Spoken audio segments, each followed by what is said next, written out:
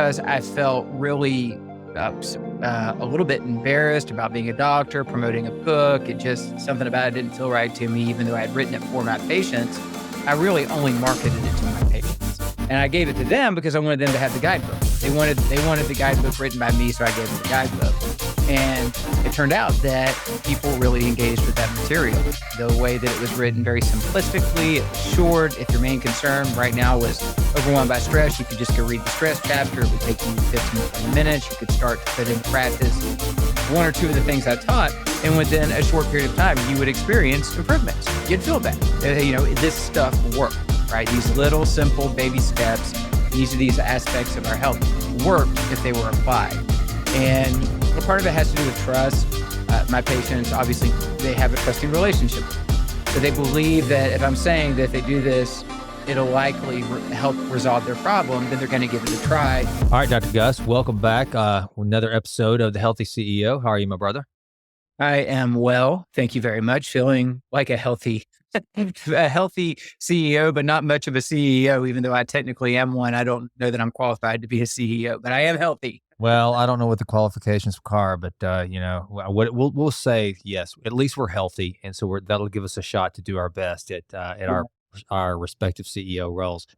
So we're going to be talking today about a new book that you've got coming out. Fired up about it, and I'm sure once the book is released, I'll want to go through this again. So this will be kind of like a preview, so that folks can, one, they can start to look forward to the new book, but two, I think the topic that we're tackling with environment and the principles that you have for health and wellness that come out in the book, it'll just lead to some good conversation. Before we get into that, I am into a new book that I want to recommend to you that I think you would thoroughly dig. It is called, let's see here, The Art of Resilience Lessons. Let's see, The Art of Resilience by Ross. Oh man, I'm going to mispronounce his name. Egley or Edgley. He's a British guy. Strategies for an Unbreakable Mind and Body. Have you heard of this one? No, I haven't, but it sounds like something I would really enjoy. Dude, you will love it. So it reminds me kind of that book you recommended to me a while back, Natural Born Heroes. Is that what it was? Yep. Okay, so this guy, Ross, he decides to swim around the island of Great Britain. So, and he did this, and so it reads like, and this is the way he wrote it, it reads like a modern day Shackleton's, voyage, kind of that sort of thing, or Sir Edmund Hillary. I mean, it's one of these just unbelievable feats of human resistance, resilience, and grit. And I am thoroughly enjoying this. So I think that since we're talking about books, I want to tell you about that one. That one definitely put it on your list. I discovered him. He was on Chris Williamson's Modern Wisdom podcast, and he seems like just the most happy, joyful, go-lucky guy. And it's kind of cool because I know that we're going to be talking about one of the principles of in the book. It made me think of your book is how important it is to challenge ourselves. And most of the great explorers, like go back to Lewis and Clark, Sir Edmund Hillary, I mentioned earlier, Ernest Shackleton. These people didn't have to do the things that they did. They were just like, I want to do it because I want to see if I can. And that's what this guy has done. And it is unbelievable. He was swimming, I think 12 hours a day to do this in the English Channel, all around the island of Great Britain. And just, it's unbelievable his story. So you'll enjoy that, but I've already, while you were talking, it's already in my Audible library. Sweet. So that's right up my alley. As you know, there is a miniature version of what he's going to discuss in great detail in his book, in the little book that I'm about to release. Yep, exactly. And so let's get into it. So first of all, I want you to just take us back to why write this book? What can people expect? And let's just start there. Yeah, it actually plays off of the original Authentic Health book, which is that okay if I go back that far with this? 100%.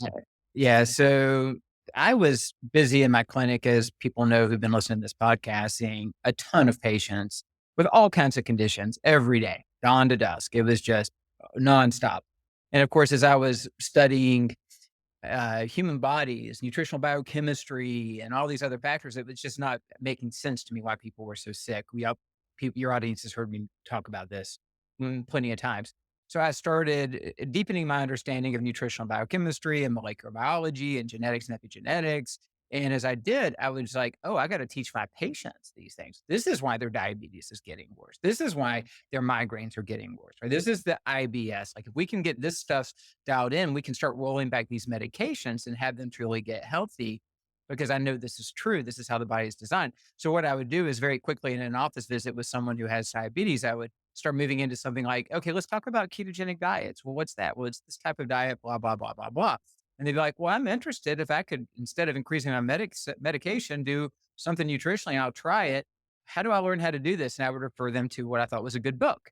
Right. But the book would be 300 pages on just how to do ketosis. Yeah, right. And so they'd come back 6 months later and be like, well, I thought about it, but I didn't end up reading the book and da da da da da. And the same thing would happen with anxiety and emotional health or sleep. I would teach them or I would tell them about the reference guide. Right. They'd be like, oh, here it is. And then they were like, what I realized was in the office visit, they just wanted me to teach it to them. Yeah. And I understand, right? But I just don't have that kind of time in every single visit to keep going back. So I was basically frenetically going through, oh, here's how you would do a low carb, higher fat. No, no, no, not these foods, these foods. Oh, here's how you do here's how you intermittently fast. Oh, this is what you do for sleep hygiene. And I finally was like, I got to start writing this up as informational PDFs so that I can just hand them to the patient and they can go home and not have to read 300 pages. They can read 10 pages and be like, oh, I got it. So I started creating these PDFs around my understanding of like the core principles of nutrition. How do you approach nutrition for health, regardless of the health conditions? Physical activity, stress, breath. And then as I kept creating these, it finally kind of came together as a book, right? The PDFs became chapters of a book called Authentic Health, where I tell a lot of patient stories intermingled in on how they transformed themselves. And then I released it in 2018. And because I felt really a little bit embarrassed about being a doctor, promoting a book, it just something about it didn't feel right to me, even though I had written it for my patients. I really only marketed it to my patients. And I gave it to them because I wanted them to have the guidebook. They wanted the guidebook written by me, so I gave them the guidebook. And it turned out that people really engaged with that material. The way that it was written very simplistically, it was short. If your main concern right now was overwhelmed by stress, you could just go read the stress chapter. It would take you 15, 20 minutes. You could start to put into practice one or two of the things I taught. And within a short period of time, you would experience improvements. You'd feel better. This stuff worked, right? These little simple baby steps in each of these aspects of our health worked if they were applied. And a part of it has to do with trust. My patients, obviously, they have a trusting relationship with me. So they believe that if I'm saying that if they do this, it'll likely help resolve their problem, then they're going to give it a try. Whereas if you read it from somebody who you think might be an expert, but you don't really know, you're not always going to try it. Right. So this kind of like wonderful, intimate, trusting relationship I have with my patients. Well, anyway, the book ended up doing better than I would have thought, meaning it sold a lot more copies. It didn't become a big time bestseller, but it continues to sell. And I got all this feedback from people. People would write to me and say, thank you for this book. It changed my life or it changed my husband's life. I've bought copies for my children, blah, blah, blah. I was really honored by that. And then what they do is give me specific feedback. The chapter that helped me the most was this one. And this was the thing that you wrote in there that made the biggest difference in my life. And what I started seeing was that that type of feedback was coalescing around the same parts of the book and the same interventions that I'd recommended. And then it dawned on me that even though my book was a summation of an enormous amount of content in a relatively short presentation, that I could make it simpler and easier, that I could really reduce it down to, okay, here are these real essentials and how to do them that will move the needle the most on your health. And so I thought, well, I need to create this shorter guidebook. And I still take occasional runs, but I used to run a lot more. And I would use the runs as times of prayer, contemplation, reflection. And I was on a run and I knew that I needed to create this sort of essentials of authentic health derivative from the first book. And it came into my consciousness, the thought of tell it as a story. And I was like, well, I get that because I love stories. I love how the Chronicles of Narnia tell you true truth about spirituality and the universe and God in the form of just amazing little stories. I love how Tolkien embodied so much existential truth in his books. I love it when people write just a parable around some area of self improvement that's well told and it draws you in. It's much more impactful. We all know that we respond to story. So I thought that makes a lot of sense, but I'm not really a fiction author. I've never been a fiction author. So I'm not sure how I'm going to do that. How am I going to tell these principles of health as a story? So I kind of put it to the back burner. And then about a month later on another run, it came into my mind like the entire outline of the story. This is how you're going to tell the story. And I was like, huh, that could kind of work. And so I went home and I wrote the outline down and I proposed it to a couple of people I trust and said, please tell me if I look like, if this makes me sound like a total fool, you know? Yeah, I did. And they said, no, it's a good idea. That was a good while ago. I actually then I decided it was worth doing. That if I could somehow capture these essential principles that clearly were making a difference in people's lives, that I had testimony from a lot of people, over 1,000, that it had made a life changing difference for them, right? Like in a positive way to do these things for breath or do these things for their movement or do these things for their nutrition that and I could sum it up in a story that was reasonably interesting enough to read that kind of illustrated the principles that would be the best way to get this message out there. Like the most accessible, lowest bar of entry, middle schoolers could access it like that, that anybody who just had an airplane ride could read through it and be like, aha, this makes sense. I'm going to try some of this. So that's how it had came into fruition. And of course, it's taken me 4 years because I've been really reluctant at my fiction writing out there. Yeah. Yes. Well, there's you mentioned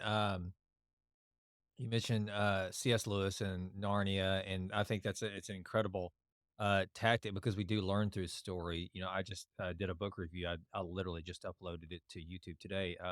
The Fountainhead, Ayn Rand, that's what she did with Yes. Atlas Shrugged, and Fountainhead was she took her philosophy and she put it into a fictional story to basically show what her philosophy was on objectivism and that sort of thing.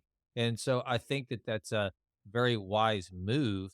And also, one of the things too, just so this audience understands that, and Abby and I, my youngest daughter, who we were just talking about before we came on, that we were having this conversation. It's really kind of crazy when you bump into people, the things that they still don't know. You and I, we eat, breathe, and sleep this stuff about blood sugar and longevity and homeostasis and just whatever the case may be. We're just constantly VO2 max is just part of our everyday vernacular, and but there's still so many people that really they don't get it. I remember I just had someone here recently that has suffered some really like all the worst other than cancer, some of the worst things that can happen whenever we get older has happened to this person. And they shall remain nameless at this time because I don't want to reveal anything. But and they're older than their 70s. And I remember this person told me, said, uh aging, getting old is not for the weak. And I'm sitting there and I'm sympathetic, but I'm like, this didn't just happen. God and bad luck in the universe didn't just say, you know what, you're old, so you're gonna have a stroke, you're gonna have this. That's not how it works. There is a cause and effect. But so many people, Gus, they just assume that, well, I'm getting older, so I can't do this, I can't do that. And they don't realize the correlation of good health and these fundamentals. So I'm really glad to read this story in a story format to just kind of give people an understanding of, okay. And also, I think one of the things that you and I've talked a lot about is we're very thankful for the environment that we have, that we don't have to go leave the cave and hunt our food and gorge ourselves and then hope we don't die trying to get the food back to the cave or whatever. We're cool with that. But at the Hmm. same time, this comfortable 72-degree environment, which yesterday I walked into my house and I thought my AC had gone out and it was like 79 degrees in here. And I was like, oh my gosh, what am I going to do? And they got up to like 89 degrees in my house. And I had to stop and think, this is absurd that I am this concerned that my house is 89 degrees, but that's what we've become used to. So I think that this book is very timely, and I think that telling it in a story format will be helpful. So you mentioned the principles that the book is going to unveil and kind of, bring forth. What are those principles, and how do you present them? Yeah, and it evolved because my first book had sort of these six sort of foundational areas, and they're very similar and overlap. But what I realized was missing from Authentic Health, but based on but the evolution of my learning over the last 6 years since I released that book, was a emphasis on the environment that you create in for yourself in your home, in your workspaces, and that we create as a society for ourselves on health. That while I did give a, kind of a tip to the head of it in Authentic Health, talking about food quality and water quality and air quality, I didn't really subset it out and say this is critical. And so I had an opportunity with this book because I am, as you know, working on Authentic Health 2.0 as well, updating the original Authentic Health with some of my learning. I don't really need to change anything because everything I said in there was meant to be time tested truth, but there are ways to maybe express it a little more potently. And also, I'm missing the environment piece. And a lot of that I learned over the last several years as my patients all got full toxicant panels and gut panels, things we've gone over on this podcast. And I begin to realize how overwhelmed our bodies are by all the pollutants in our air, water, food, personal care product, and chemicals in our personal care products, and how, what a detrimental impact that was having on health. But also the evolution of habit change science and the understanding of how you program your environment to program your habits, right? And so you obviously know this, you're an expert on this. You make you set up your spaces that you're going to live and move and have your being in such a way that they make it easy to do the things that you want to do for yourself. And they make it much harder to do the things you don't want to do for yourself. Right. And that goes a long way towards executing the changes that you need to make. Just make the environment suitable for that. But then the aspect of it being a biologically healthy habitat, right? Rather than it creating a lot of additional stress and problems for your body, ironically, because what we've created is safety and comfort, which is very protective and good, but we've done it in a way where we've actually compromised cellular health. And my argument, of course, even in this book, isn't that you have to escape off into some commune in the mountains to experience that type of health. It's that we can bring the two together, right? That's where we need to go. Some people may choose to go off and live in mountain communities or whatever, right? Or in unique places where it's just rigorous and it kind of recreates an ancestral style of life. And that's great. I think people should do that, but that's not what I want to do. Right, right. I don't want to live in Tyler, Texas with no air conditioning. Yeah, no, don't do that. Yes. I don't think Kelly would Yeah. enjoy that. Yeah. So I was able to add, and so what I did is I restructured the content a little bit. So the core areas that the story illustrates and teaches are, of course, nutrition, obviously, our sustenance, how we actually give our body all the things that it needs to stay alive. And then we get into the core principles around how you approach eating that underlie whatever diet you're ever going to use. Physical activity, obviously, right? And the diverse forms of being fit, or what we would consider the variables that go into being fit that are really important to maintain with age.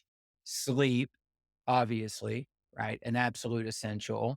And then breath, which was not a separate chapter in the original book. It was a subset of the stress chapter. But in this book, I actually made it its own standalone chapter because so many people, as you know, have adopted improper breathing habits, and that is creating a lot of health problems. So I did breath as a standalone. How do you reestablish that you're breathing properly, reducing apnea and congestion and things like that? And then how you use your breath proactively to modulate your nervous system, right? To activate or calm you. And then there's a chapter on stress, but rather than it being primarily about how you mitigate the excessive stressors, it's actually about the positive stressors, hormesis, and the fact that your body becomes more resilient, like the book that you referenced to me earlier, and you express a more robust comprehensively robust epigenetic version of you, right? To the extent that you send that kind of information into your body that you need these capacities, that you need these skills. And as you know, because you know the story, the kids who are the main characters who end up on this journey, the process of them ending up on this journey up into the mountains, they experience hormesis, right? But they don't know that's what they're experiencing. And rather than it being problematic for them, it produces a whole lot of good things for them. And I'm able to kind of illustrate it through that, but then also teach it. So those are the main categories we discuss. And then the foundation of those five core categories is community and environment. Right. And so that's where I'm like, okay, so these five are critical and you're going to work on these five, but the foundation they're going to actually rest on is community, that you're building a community around you, whether it's in your own family, your friends, you have other people who are on this journey with you, because we are swimming against the tide right now in our culture, pursuing these healthy practices. It's becoming less so. There's a little more every day. There's more people joining us swimming upstream, right? Creating a counter current. Nonetheless, you are. So you need help and you need support and you need accountability, you need encouragement. And then the environment, as already mentioned, make it biologically healthy and have it facilitate what you want to do. But then there's a couple of really important chapters that get into how you change, meaning the actual, where does change really come from in a human being? And then baby step and habit change. And then the power to change, which really gets into aspects of faith and spirituality. So that's the core of the book and the teaching. All right, so take us a little bit about how the story's told. Who are these characters and that we're introduced to, and kind of what's the plot? Yeah. So the book starts in a setting that is called Comfortville. You can picture what Comfortville is, right? And Comfortville is very proud of Comfortville with all of its progress and comforts and conveniences. So it's meant to represent kind of where we are today. It's not meant to say that everything's bad about where we are today. That is not how the book reads at all. It's just pointing out that a lot of the ways in our lifestyles have changed in our modern era, have a direct correlation to chronic disease and poor health and bad outcomes. So there's a alarming health event at the beginning of the book involving one of the children's family members. That's sort of like the wake up call. Whoa, this just happened. And then the kids end up basically in conversations trying to figure out, how did this happen? Where did this come from? Is there a way to prevent this? Is it just going to happen again? Or are we just, sheep to the slaughter with our health? They end up coming across information from one of their great great grandfather that they find in an area of the home that leads them on a journey. And so they have to take this journey because they're convinced that they might find the answers to what's going on in the health issues if they can go up into this special place in the mountains, their great grandfather. And they're thinking that maybe there's something mystical or magical there, or something that's going to change everything. But they end up basically going on this journey, sneaking and going off, thinking that they'll be able to get up there and get back and not be missed. But instead, of course, it turns into a much more arduous journey. And then there's an antagonist who's like one of the town leader's sons, who follows him into the woods, but gets stuck because he's lost and has to go with them on the journey. And he sort of represents, everything that the town's about, that's not about health. And so he's on the journey with them. And so they go on this journey and they end up having to spend the night in the woods, and they have to forage, and they have to, get in the river to cool off. And they have all these experiences that aren't typical of their everyday life.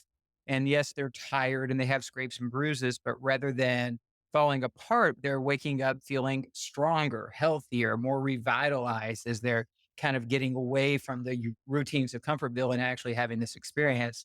They make their way up to, eventually they find the place that was referenced by their great grandfather, but there's really nothing they can do with it there. They realize, but they encounter a group of people who have lived up there for a long time. And these people were migrated there from Comfortville a couple of generations ago because they didn't like some of the changes and they wanted a simpler way of life. And they end up being invited back with these people who have this vitality, this robustness, this health. And Of course, they do have a more simplistic style of life, and they look like regenerative farmers and have their land and livestock, but they also have engineered a lot of things that we would consider, in the realm of progress for where they live and how they live. But they do live a more primitive lifestyle. The book emphasizes the idea isn't go and live the primitive lifestyle. These people emphasize it as they dialogue with the kids. They're like, key is to capture the essentials of what we're doing here that allow us to look and feel this way, but just take them back to Comfortville and apply them there, right? Because that's what most of us have to do is learn to do. So they end up having a council with the elders of this village, and the elders of the village instruct them on the truths that I want to teach people, so that they can then take those and go back to Comfortville and begin to create change. So that's kind of how the story rolls.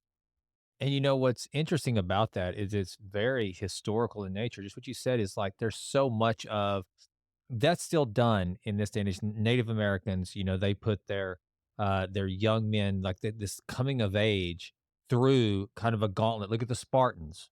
They would go through the Agoge where they left their mothers in the village and had to go survive. There was always this kind of I know that's what you're talking about isn't quite encouraging people to do anything that extreme, but that this is kind of how young men in particular used to be prepared for manhood is to go through kind of this gauntlet of stress and struggle to prepare for manhood. I was just well, it's in this book, and I had learned about this, and I'm drawing a blank. Let me look this up real quick. Um, We're talking so about rites of passage, right? that's exactly what it is. But Yeah. it's getting yourself prepared for it. Um, Let me see here. Kenyan runner tribe most victories. There is. I'm drawing a blank on the ah the Kalenjin the Kalenjin people. Okay, so and I'm probably brutalizing that pronunciation, but the Kalenjins and I actually wrote an article about them on a while back. This okay, so we know that Kenyans are good runners, right? Mhm. And they usually win the long distance races. But there is one tiny tribe of Kenyans that is the single most decorated of all the Kenyans that have won races, and it's the Kalenjin, a Kalenjin tribe. And here's what they have to do whenever they come into manhood. First, they have to do this process where they crawl through what here in East Texas we call bull needles, these thorn laden bushes on their hands and knees for like I don't know what the distance is. It's incredibly long. And then they have to go to this spot where they all are circumcised. However, as you can imagine, there is no anesthesia. It's all they are completely alive doing the whole thing. They're circumcised with a sharp stick while they're awake. But before that, that's not enough. The thorns that they've just gone through, they take the poison from the thorns and take it out and they rub it on their genitals before they actually circumcise them. I know. And your story is not quite this bad, so people don't worry. Yeah, these But guy just so everybody knows, the book's probably gonna be called Escape from Comfortville. Escaping from Comfortville does not involve anything there's like what yeah, Jesus described. there's no circumcision or anything. Yeah. I want to get to the end of this because I think it's very appropriate for what we're talking about here.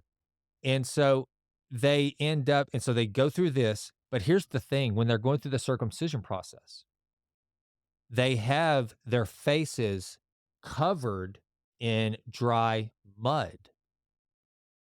The reason why is because if the mud cracks due to them grimacing or making any moves, then they're a coward. And so they are not allowed to show any emotion going through this pain. And here's kind of here's the punchline to all that. While none of us will ever be, we're probably not going to be Kenyan runners. We're not going to go through anything like that. And the book doesn't talk about this.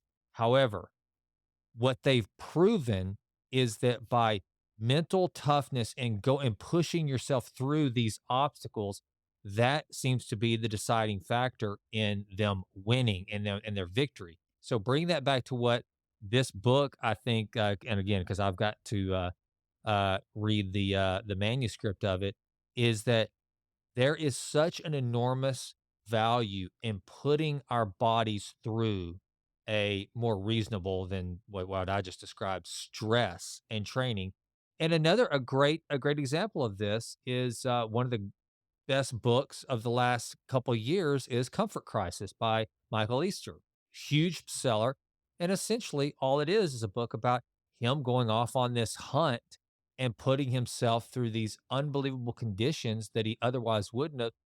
And I think that's what's a shame is that in our race to be as comfortable as we possibly can, we've made ourselves to not only Gus, not be able to do something as dramatic as the Kenyans that I mentioned or Michael Easter on that hunt, but we're not even able to function through the basic aspects of life in a joyful manner. I think that's what's so sad. And so I think that the fact that you're telling this story about, hey, look, these are some things that you can do to have a more robust and joyful life. And that's what it is. And it's also that's what I think that I hope resonates with people is it's not all about being a world-class CrossFitter, not winning a medal at the next Spartan race.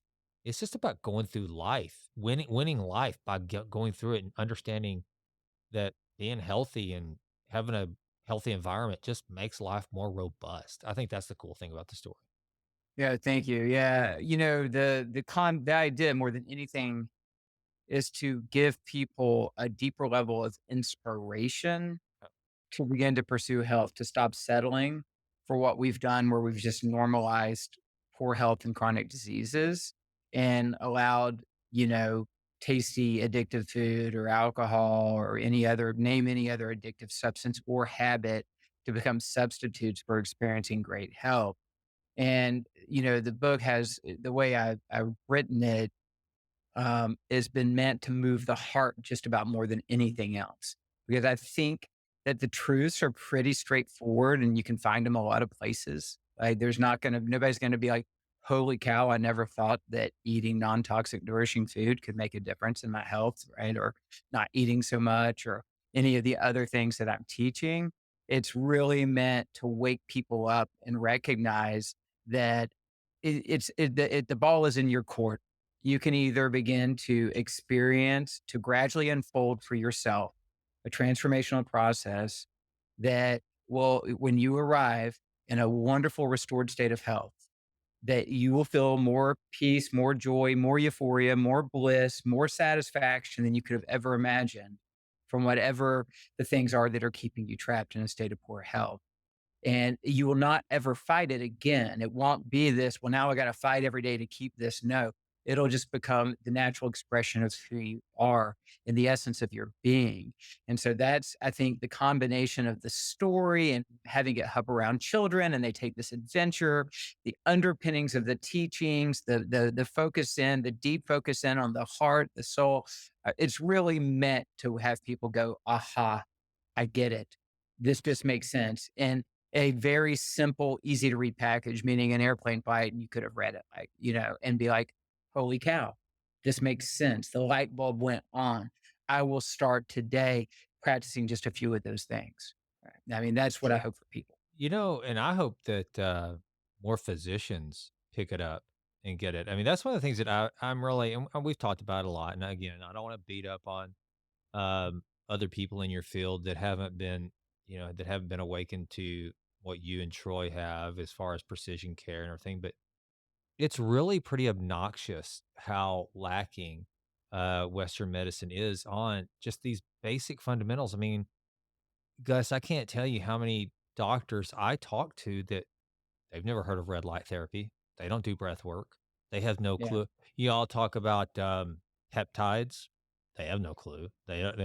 I mean, not even an argument to say I disagree with bioregulatory peptides. I'd like that if they'd go, no, I don't. I'm anti. Okay, well, cool. Tell me why you're anti. At least I know that you've studied it, researched it. They're not even able to go to that length. And then you just see how many physicians you walk in, you just see they're not healthy. And I think that's a shame. So my hope is that more physicians would you know take this message and give it to their patients to say, look, here's the basics. And and this is kind of how we are running our supplement company, our nutraceutical company, Authentic Health, in that it's and I is like, hey, we would love for you to supplement whatever. If you want to take it to the next level, yes, supplement. But before you do that, just do the stuff. That's the thing. I don't think there's a supplement mentioned in the book, is there? No, I don't Yeah. talk about Yeah, supplementation in the book. exactly. So, and that's kind of where we're coming from. That's why I always Mm. tell people that whenever I talk to about authentic health, I said, I'm probably going to end up being the worst CEO and co-founder of a nutraceutical company in the world, because when you ask me, well, what should I take? The first thing I'm going to do is go, well, what are you eating? How much sun are you getting? How much sleep are you getting? How much water are you drinking? And what kind of water are you drinking? If you do those things first, because this is just a supplement to those things that you're already doing to try to be healthy. They're not going to be the panacea. They're not going to be the cure all. There's no, and we've all talked about it, and that's what the book covers.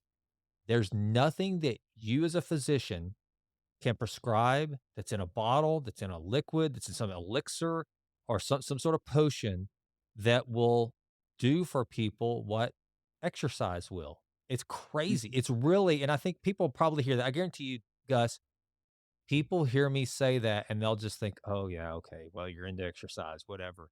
No, the research is there. I'm not just saying that, but it's not just a feeling I'm operating out of. It is absolute truth. Moving your body and exercising and training and focusing on things like your VO2 max and these sorts of things. There's nothing you can put in a bottle that's going to have the impact of that. Am I wrong? No, you're absolutely right, which is why I'm emphasizing, which is why I've taken this much time to try and write a little book, because Yeah. I think it's that important for people.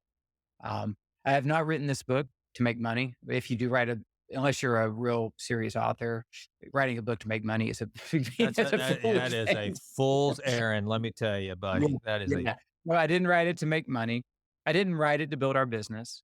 I didn't write it for people to know who I am or thought I wrote a cute book. And in fact, if anything, you make yourself vulnerable because there'll be a whole lot of people who will mock it. Oh, this is terrible. This is stupid fiction, and that's part of what's inhibited me for a long time of bringing it out there. Is it's just hard to hear that kind of stuff. But at some point, you have to get over it, be courageous enough and be vulnerable enough to just say, I think it's important. So I'm going to put it out there.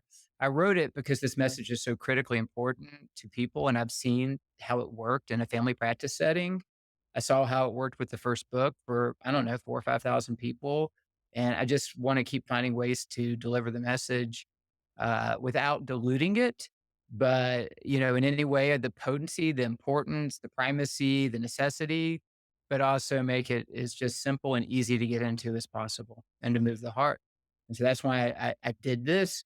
If you were to ask me a question, if you had no knowledge of health whatsoever, and you were to say, should I read your book and apply the principles, or should I take the supplement formulation you came up with? I'd be like, read the book and apply the principles first. yep, Right. 100%. Absolutely.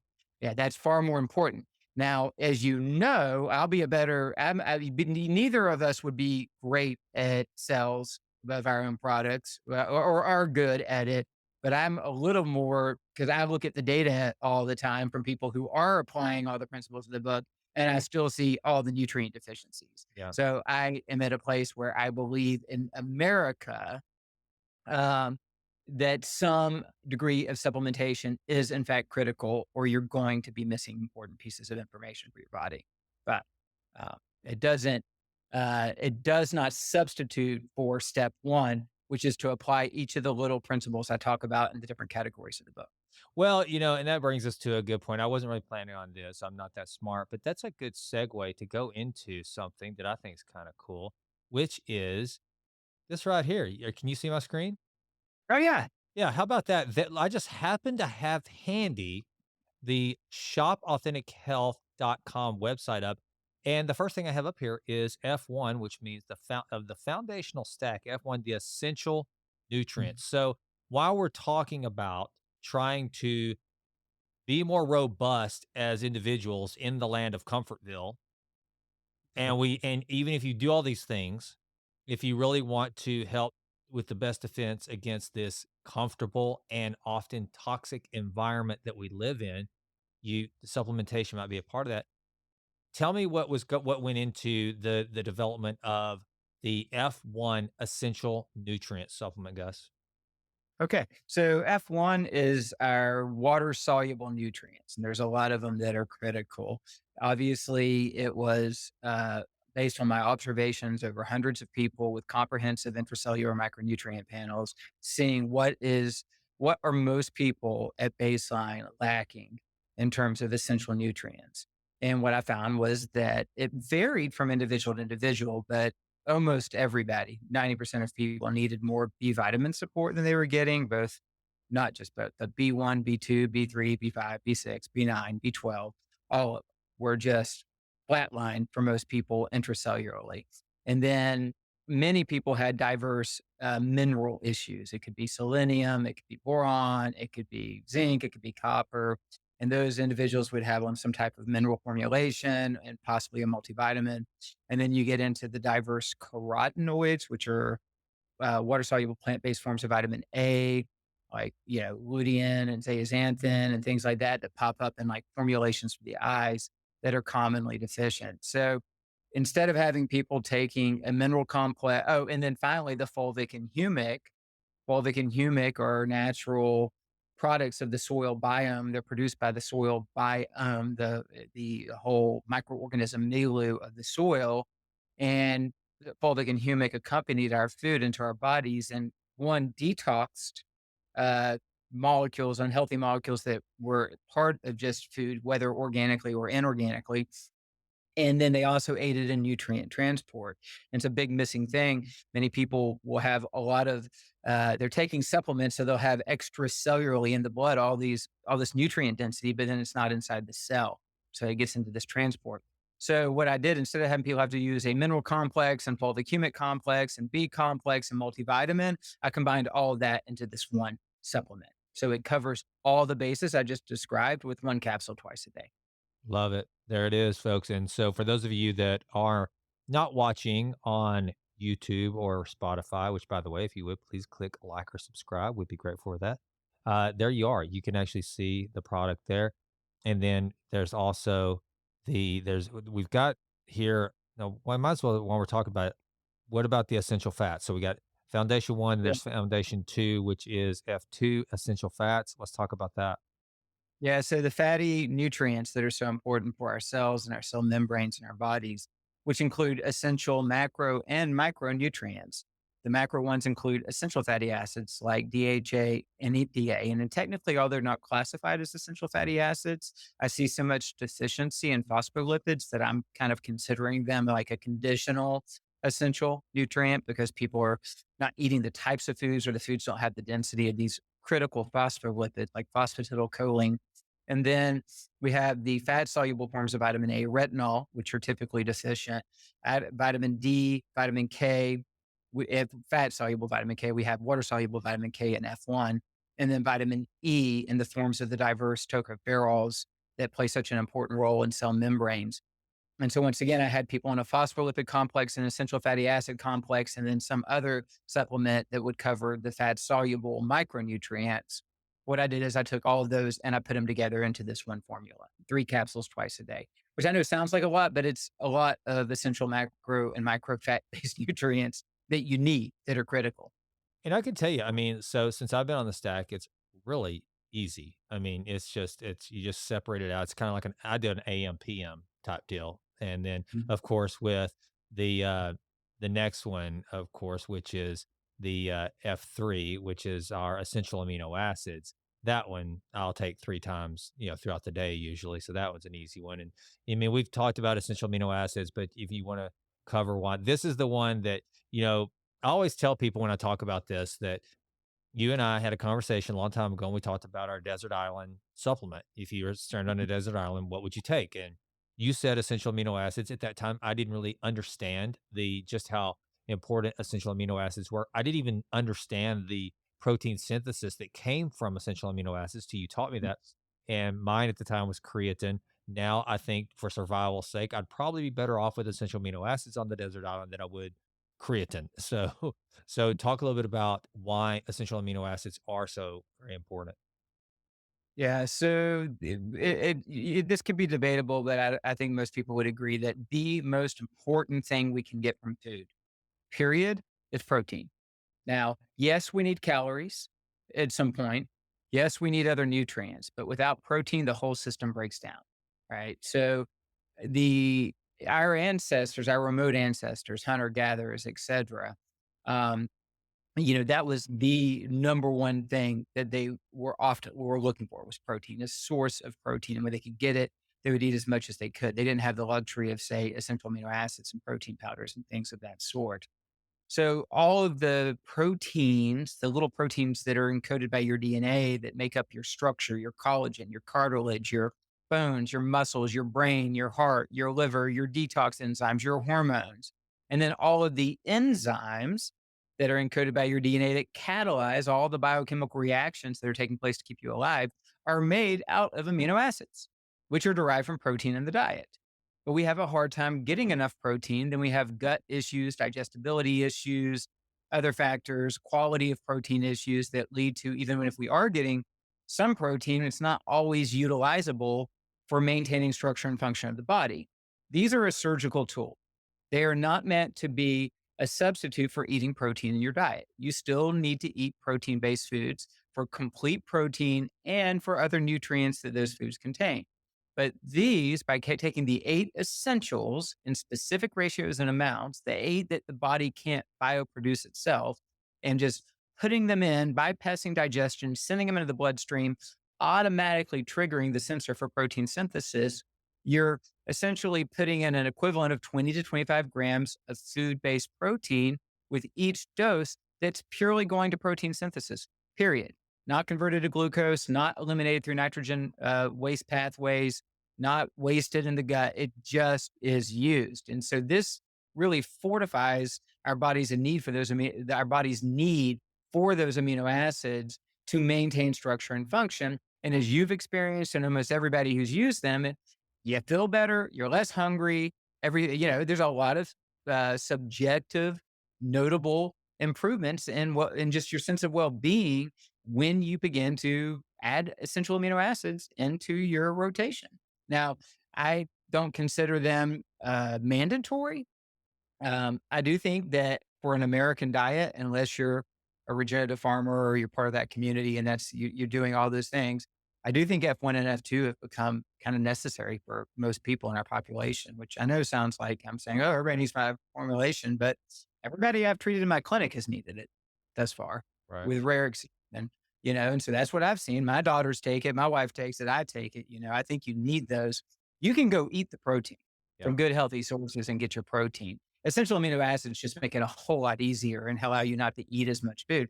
Personally, I also think they save you money, even though they're not cheap per se. 6 capsules, which is a portion, is cheaper than a chicken breast Yep. or a steak or Yep. anything else. Well, and that's one of the things too, that this recommended about 1.8 to 2 grams per kilo of body weight that we're asked to get. A lot of people, when they add that up, they just start going, I don't want to eat. I don't want to eat another chicken breast. I don't want to eat another hamburger patty.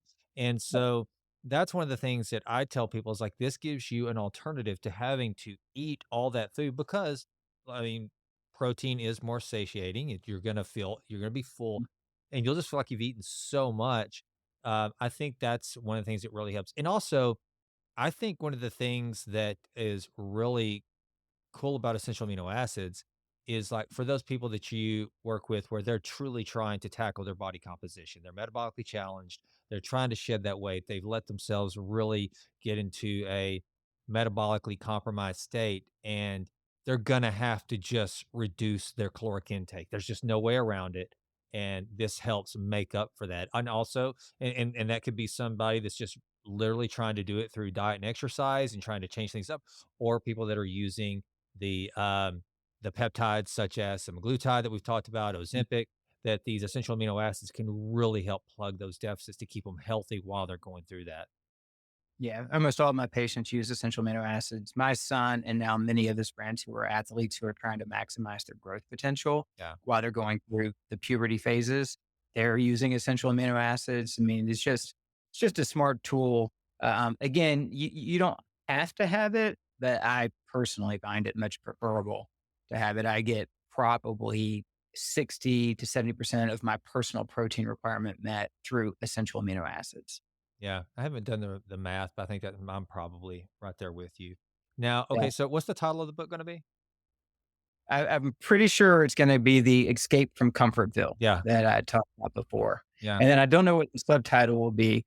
I mean, I don't think I don't know that this will be it because I'm not a great titleist, but I thought about something really simple like a manifesto of health yeah, because it is my health manifesto, right? yeah, right, right, This right. is, this is it. So we'll see. I'll have us as a team work on the subtitle. I feel like this book, while it is a product of it's a product of my own, say, imagination and work and inspiration. Ultimately, I'm asking you guys to give me good feedback and help me make it better and more readable.